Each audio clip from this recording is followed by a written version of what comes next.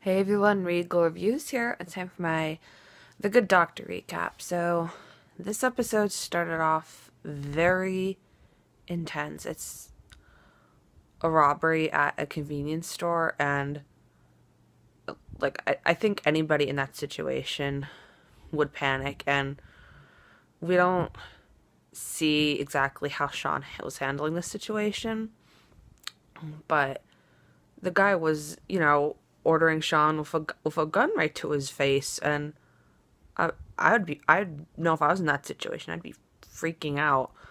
So we see two different patients come in. We see one patient who's a woman, and she was shot, and we see throughout the whole episode it's very complicated with her. She's going through organ failure, and we find out that it was actually her first date that day. So if they decided to have a long-term relationship, that'll definitely be a first date to remember. But her date was there for the whole time, and his reason being that if something were to happen, because it was the first date, he didn't know her family or anything, so he wanted to be there in case something happened. He wanted the family to know that she wasn't alone. But he was also hesitant to have Shaun work on his girlfriend. I don't know if he'd call girlfriend yet or not, but anyway, he didn't want Shaun to work on her because for whatever reason he blames Shaun for the injuries, and I'm thinking, why is this Shaun's fault? He was there. Is he just blaming it because he was there? And we learn that apparently the robber said for Shaun to hold his hands where everybody can see him. But then he also wanted Shaun to remove his wallet and his phone. And the robber was wondering why Shaun wasn't doing what he asked. And Shaun said, well, how can I give you my wallet and my phone if you told me to hold my hands where I can see them? And I could definitely see myself getting to that situation if that happened. It was definitely confusing for him because he was doing what he was asked to do, but at the same time, he didn't know how serious. I think he knew how serious the situation was, but he didn't. He understood how serious the situation was, but he also didn't understand. He should have just he should drop the phone right then and there. But I think in that moment, everybody reacts to different traumatic events differently. I think what happened with Shaun is that he froze. He didn't know what to do. He froze, and a lot of us would run. Maybe some would try to take out the shooter. Some might panic, but Shaun just froze, and I think that's a normal reaction. So I think even though it was Shaun's fault, it wasn't Shaun's fault. I think it wasn't too out of the ordinary that the boyfriend blamed Shaun for it because not because he has autism, but the fact that it's kind of like he's looking for somebody to blame at the time, so of course he's going to blame somebody that was there at the situation, at the event. But she ended up being okay, and it looks like they're going to have a second date, so who knows where this will go. But I gotta give Melendez credit because he has always been an ass to Shaun, but he really did push for Shaun to be involved in this episode because the boyfriend didn't want Shaun working on his girlfriend, but Melendez actually said, you need to shut up and let him work. So, and he actually did take Shaun's side over Jared. I finally learned his name, and turns out Shaun was wrong, but Shaun accepted that. He knew that. He said to them, I was wrong, and he congratulated Jared on a job well done. So he was able to accept accountability and be responsible. And I gotta give Melendez credit for, I think he's learning that Shaun is more than just autism. Like, he's this really extraordinary guy. Now, the other patient was the shooter, and I would imagine, like, any doctor in that situation would have a difficult time trying to treat a shooter, but not only is he a shooter, but he's also a white supremacist. As we saw when they were trying to treat him, he has a swastika tattoo. So Claire was at a bit of an ethics issue here. She hesitated to treat him at first. So I guess it was one of the head surgeons told Claire that he's not allowed to operate on him because she didn't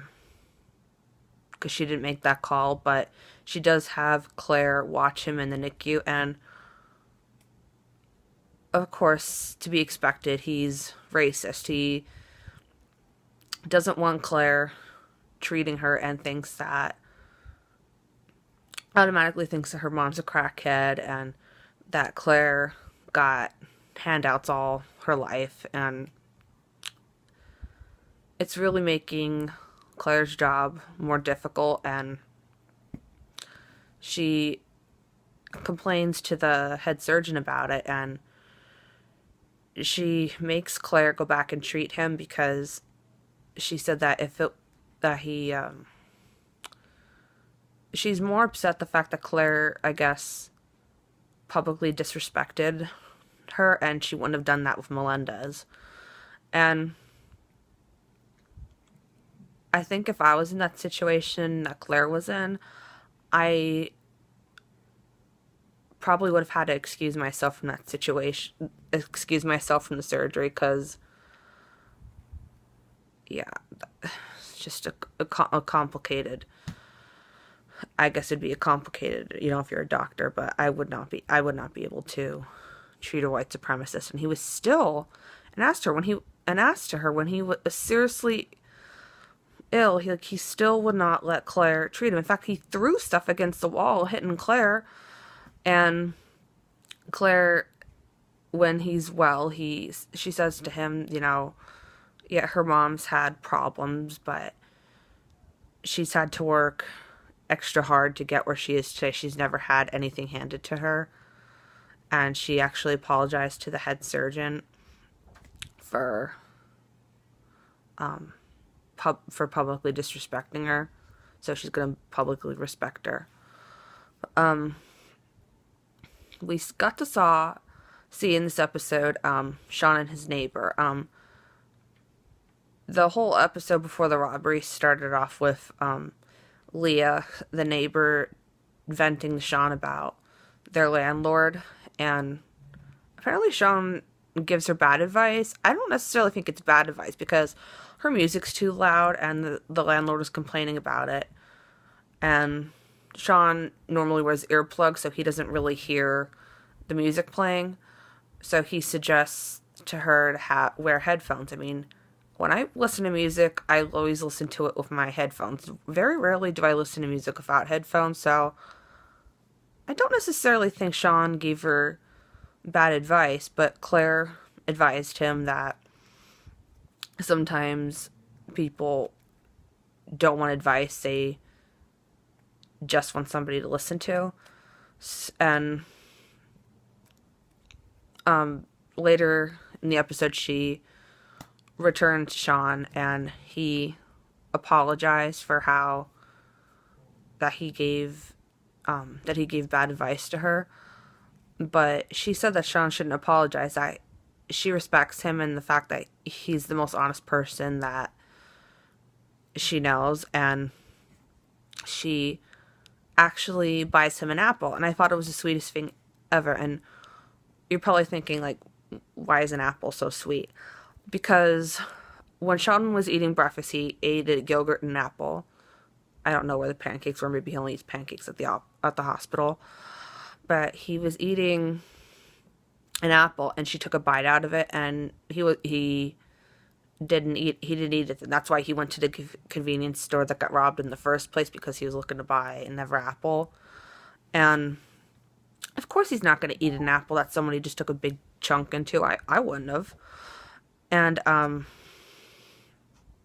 she replaces his apple as a kind gesture, and then he goes and hugs her. And for anybody with autism or Asperger's, that is a huge deal for you to go and hug someone. Be that comfortable to hug somebody.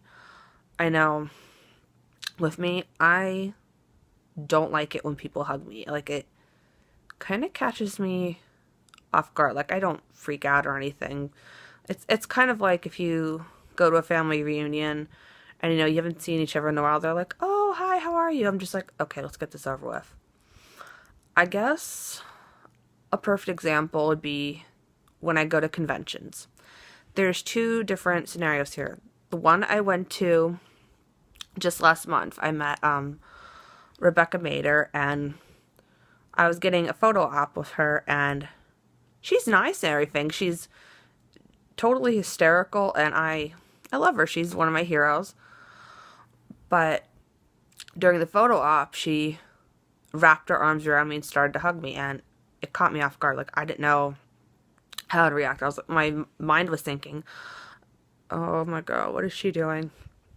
But then in April, I met Barbara Hershey at a convention, and she was very aware that I had autism, and she asked for permission to hug me, and I definitely respected that. I thought that was great that she was so accommodating, and she understood that I have autism and may not necessarily like people touching me or hugging me, so I actually didn't mind it. I actually didn't mind when Barbara hugged me, and I think it was because of that reason, because she asked for permission first, whereas Bex didn't. And not that it was bad or anything, it just caught me off guard. Like, I didn't know how to react.